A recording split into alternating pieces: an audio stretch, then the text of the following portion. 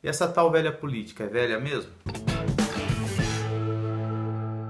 Olá, bem-vindo a mais um vídeo do meu canal, eu sou o Felipe e hoje a gente vai falar um pouquinho sobre essa tal velha política, ou na verdade a política em si, né? Porque a política é velha. Se a gente pensar na política como a gente conhece hoje, ela é bem velha sim, desde lá da Grécia, nas polis e tudo mais. Mas para a gente entender o nosso momento político, porque há tanto esse questionamento sobre o que é política, como fazer política, a gente tem que entender, e eu vou usar aqui, como eu sempre gosto de usar nos vídeos, algum evento atual para a gente compreender, para ser mais didático, né? Então, nesse momento, né, como a política ela é muito versátil, ela está mudando constantemente, o quem é amigo hoje, amanhã já não é, e quem é adversário hoje, amanhã já não é. Nesse momento a gente está passando por um embate muito sério em relação à articulação política, em relação ao que é fazer política, né? O que é certo, o que é legal, o que é ilegal, o que é imoral, questão ética. E infelizmente eu tenho percebido, tanto nas redes sociais, nos sites de notícia, no comentário que a gente tem no ambiente de trabalho, que muitas pessoas não compreendem o que é a política, o que é fazer política. E isso acaba por criar uma demonização do sistema político, né, dos métodos políticos de você governar, de você gerir o Estado, que acabam por travar mecanismos legítimos de fazer política e de negociação. Óbvio que todo esse descontentamento, esse medo, essa cara virada com a política é normal, né? A gente vive num país com constantes escândalos de corrupção e a maioria envolvendo políticos. Mas o problema não é a política, é o político, especificamente o criminoso, o corrupto. Muita gente entende como velha política o ato de você trocar cargos, né, ou liberar verbas para atender alguma demanda do legislativo, por exemplo. Mas não, essas ferramentas são ferramentas legítimas, legais de negociação. Política é negociar. Política é a arte de negociar mesmo, né? Um bom político ele não deixa de ser um bom vendedor. Mas para você ser um bom político, ou mesmo um bom vendedor, um bom negociador, além da sua capacidade de negociar, o que mais vai estar impactando na ética do seu trabalho é como você o faz, como você negocia. Por exemplo, emendas parlamentares. A legislação garante para o legislativo federal ou mesmo estadual emendas parlamentares. Como que isso funciona? O executivo faz anualmente o orçamento, né? Ele passa para o legislativo fazer a avaliação, a alteração e a aprovação se necessário. E o legislativo tem também o direito de fazer algumas emendas a esse orçamento, né? Reservando alguma porcentagem ou um determinado valor de cada projeto orçamentário para o seu interesse político, porque a gente não pode esquecer que os deputados, os senadores, os vereadores foram eleitos assim como foi eleito o presidente, o governador ou o prefeito. Tem legitimidade de legislar, de governar da mesma forma que o presidente tem. Ele está, os deputados, o corpo legislativo está defendendo interesses de seus eleitores também, de sua base eleitoral, dos seus municípios, dos seus próprios estados. Então, o que ele busca é verbas para levar diretamente esse dinheiro até os estados. E esses mecanismos, eles existem porque a União, no caso, ela não tem como saber a realidade de cada estado, de cada município. E os deputados, os que conseguem que utilizam das emendas parlamentares, reservam um determinado valor ou porcentagem para atender as demandas dos seus respectivos estados, porque eles têm um contato mais direto com a população e sabem as necessidades. E esse dinheiro também ele é completamente monitorado, né? E não vai na mão do deputado, não funciona assim. Existe todo um trâmite legal e burocrático da verba para ser aplicada diretamente aonde o deputado ou legislador indicar ou for liberado essa emenda. Imagine você, na sua cidade, passa uma rodovia, que precisa ser duplicada ou que precisa ser recapeada, está cheio de buraco. E uma emenda parlamentar de obra de infraestrutura pode trazer diretamente essa verba para fazer essa obra. Então são ferramentas legítimas que o legislador tem para poder utilizar e aplicar verbas do orçamento que o executivo manda. Isso é só uma das ferramentas.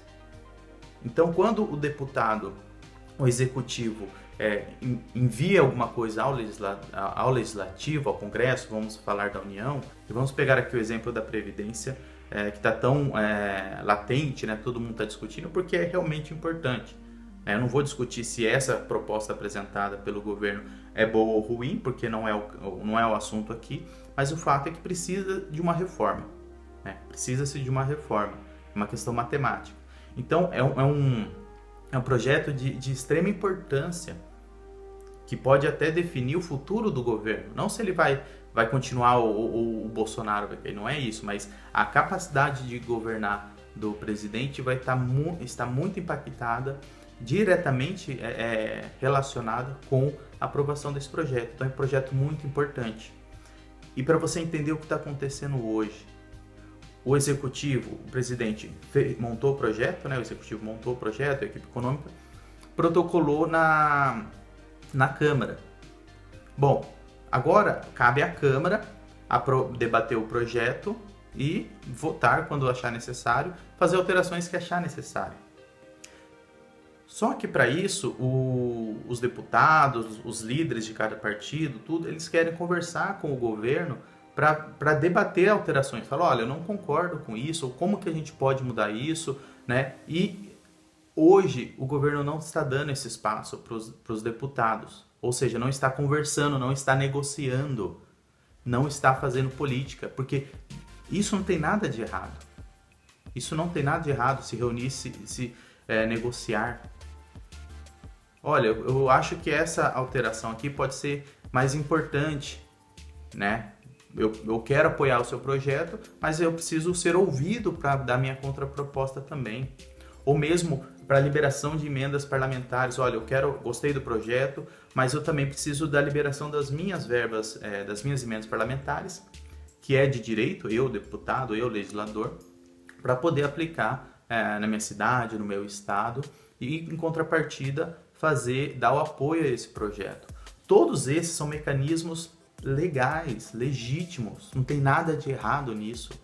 Errado é você pagar mensalidade para deputado aprovar seus projetos, como o PT fez no caso do mensalão, né? É você indicar pessoas não qualificadas para alguns cargos em troca de apoio em projetos, porque até mesmo a indicação para cargos é legítima. Veja bem, o deputado oferece pro executivo, fala, olha, eu preciso, meu partido vai te apoiar, mas a gente gostaria de indicação de alguns cargos. Olha, eu tenho um cargo de segundo escalão na área econômica ou na área de finanças. O partido vai indicar algumas pessoas, mas cabe ao executivo escolher quem dessas pessoas. Então, e essa escolha pode e deve ser feita por motivos técnicos. Se é uma área de orçamento a qual você vai indicar a pessoa, uma pessoa com um conhecimento técnico, um contador especializado na área econômica que possa desenvolver, se essa pessoa é extremamente qualificada, qual o problema de indicá-la em troca do apoio de algum projeto ou determinada pauta? São mecanismos legítimos, não tem problema.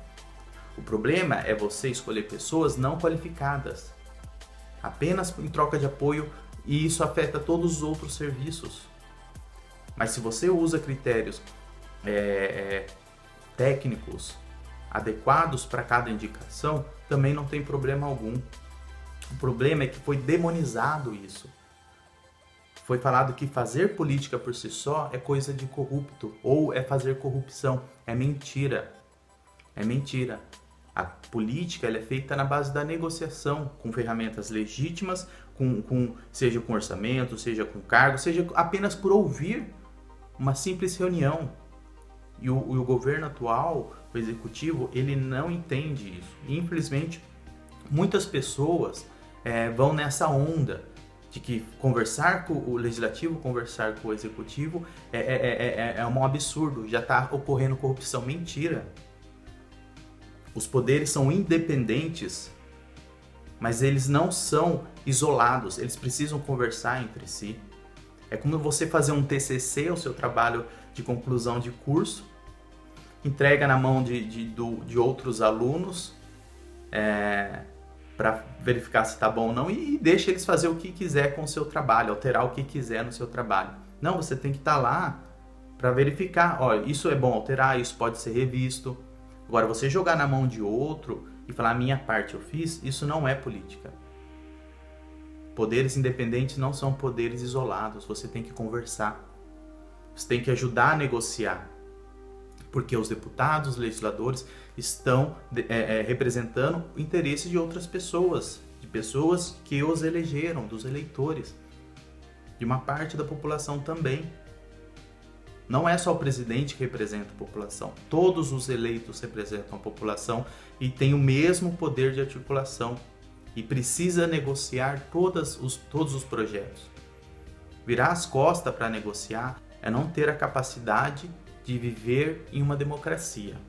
A democracia é o diálogo, a democracia é você ouvir a todos, é atender a todos e não apenas uma determinada ala de influência e de valores ideológicos que sejam comuns aos seus. Governar é governar para todos. Democracia não é a defesa de uma ideologia, é a proteção de todas.